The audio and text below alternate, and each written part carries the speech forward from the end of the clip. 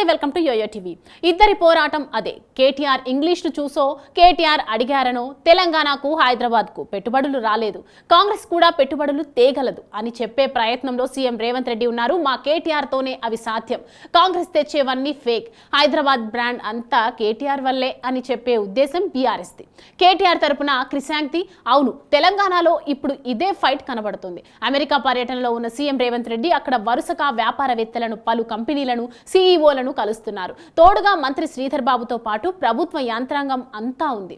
Busy schedule తో పాటు ఆ కంపెనీ ఇన్ని వేల కోట్లు, ఈ కంపెనీ ఇన్ని వందల కోట్లు పెట్టుబడి పెడుతోంది అని సీఎంఓ ఎప్పటికప్పుడు అప్డేట్ ఇస్తోంది. అలా సీఎంఓ నుండి ఏ కంపెనీ పెట్టుబడికి ముందుకు వచ్చిందో చెప్పటమే ఆలస్యం.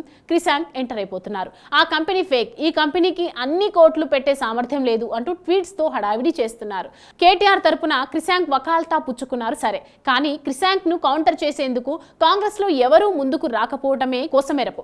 అధికారం ఉన్న పలువురు యువ నాయకులకు చైర్మన్ గిరి ఇచ్చినా సర్కారును డిఫెండ్ చేసుకునేందుకు ముందుకు రావట్లేదన్న ప్రశ్నలు వ్యక్తమవుతున్నాయి. ఇప్పటికైనా ఎవరైనా కాంగ్రెస్ నేతలు క్రిశాంక్ వ్యాఖ్యలపై స్పందిస్తారో ఏమో చూడాలి.